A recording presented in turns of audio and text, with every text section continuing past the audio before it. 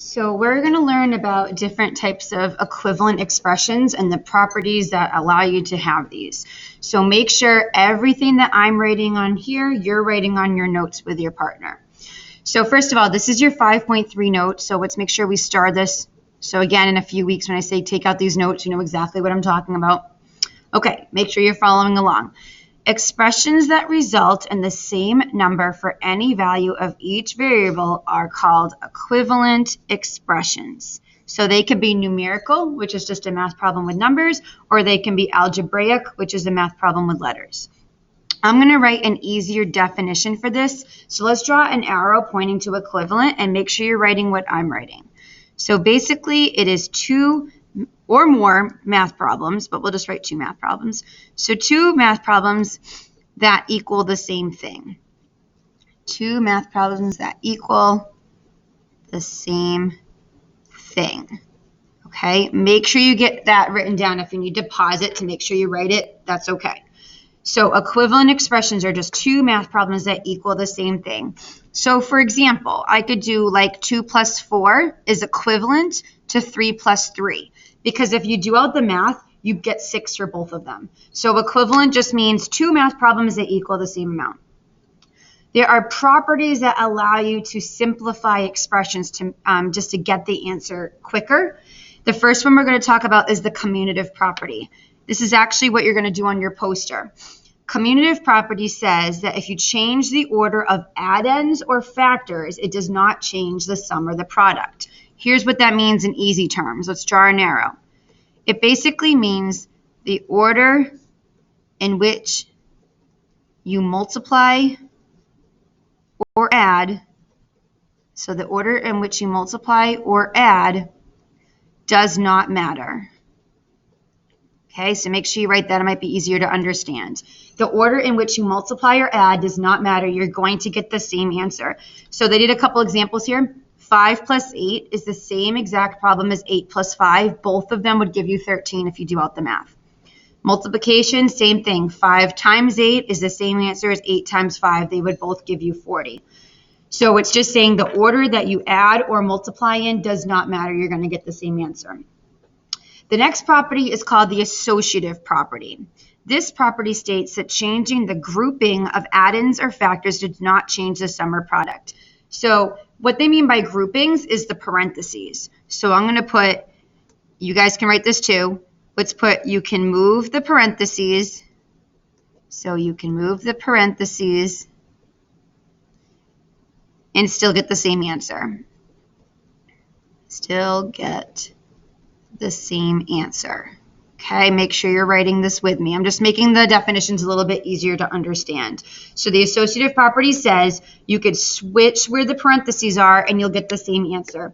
So for this one here, if you notice, the order of the numbers is not changing. It's just the parentheses. And it only works if it's all adding and all multiplying. So for here, they have parentheses 7 plus 4 parentheses plus 2.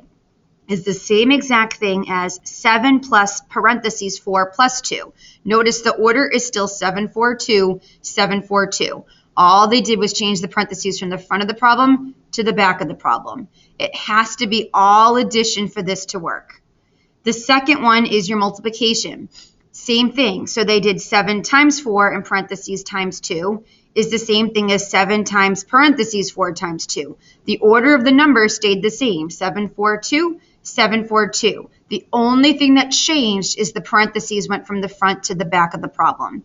So that property states that you can move the parentheses and you'll get the same answer. It only works for all addition and all multiplication. This is just showing it with algebra. With letters, it means the same exact thing. So here's how you simplify. I'm going to make this really simple. Let's write our steps here. So you either, make sure you're writing this with me, add all the numbers. I'm going to use hashtag for numbers. Add all numbers and then add the variable to it. Okay, so add all numbers and then add the variable to it, or multiply all numbers. Oh, I should have used hashtag. Multiply all numbers and multiply the variable to it. Okay, make sure you're copying all this down. So if you need to pause to make sure you get this all done, make sure you pause it. So add all numbers and then add the variable to it, or multiply all numbers and multiply the variable to it. So let's try this example. This entire problem is addition. So all we're going to do is add the two numbers, 7 plus 12 is 19, and add the letter to it. That is your answer, 19 plus x. We're simplifying it, which means we're making the problem as simple as possible. We can't go any further because it doesn't tell us what x equals. So our final answer is 19 plus x. The next one, look at your symbols. Every single operation is addition. So all you do is add your two numbers. I'm going to line them up over here so I could do out the math. So I get 5, 14. Remember, decimal comes straight down when you're adding.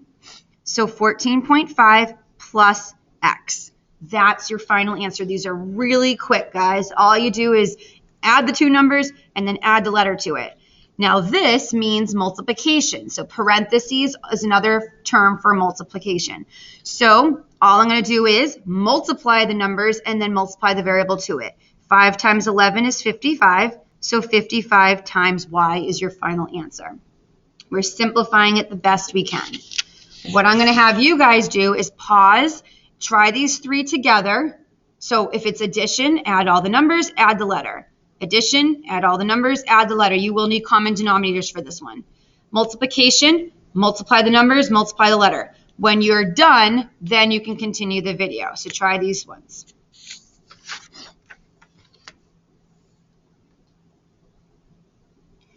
So for this one, this is a new property, addition property of 0. It says the sum of any number and 0 is that number.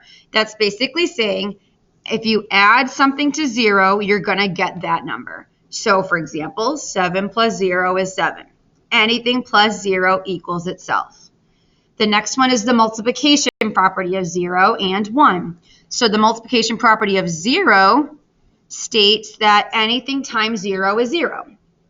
The multiplication property of 1 states that any number times 1 is itself. So some examples, 9 times 0 is 0. And then a times 0 is 0. For the multiplication property of 1, 4 times 1 is 4. Or a times 1 is a. So anything times 0 is 0. That's the multiplication property of 0. And then anything times 1 is itself. That's the multiplication property of 1. We don't have to rewrite those. They're written right here. So let's try this one. Simplify the expression 9 times 0 times p. There's a 0 in it with multiplication. That property states anything times 0 is 0. Final answer is 0. This one says simplify the expression. There's a 1. So 4.5 times 1 is 4.5 because anything times 1 is itself times the letter. Okay? 4.5 times 1 is 4.5 and then times the letter. So again, multiplying everything and then multiplying by the letter. For this one, 9 times 0 is 0. 0 times p is 0. So that's why that one comes all the way down to 0. All right, I'm going to have you guys pause the video and try these. You do not need to explain each step. If there's a 0 involved, your answer is 0. Okay, for multiplication. For addition, remember anything plus 0 is itself and then add the letter. Anything times 1 is itself, then multiply the letter. So pause and try these. All right, this is the last problem. This is where you could kind of apply this in the real world. It says you and 6 friends, so far I'm going to put a 7 so that I remember that is 7 people, are on a basketball team. A sponsor paid $100 for the league fee, X dollars for each player's t-shirt, and there's 7 of them. So if I'm doing X dollars a shirt and there's 7 people, that's X times 7, and $68.25 for basketballs. Write an expression that represents the total amount of this. So total means we would be adding these all together. So they want us to simplify our expression.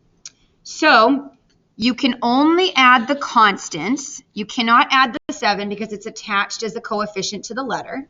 So I'm going to add these two together, which is 100 plus 68.25 would be 168.25 plus 7 times x. I'm going to have you guys finish it. Change the x to 1450, multiply it, and add that, see what you get.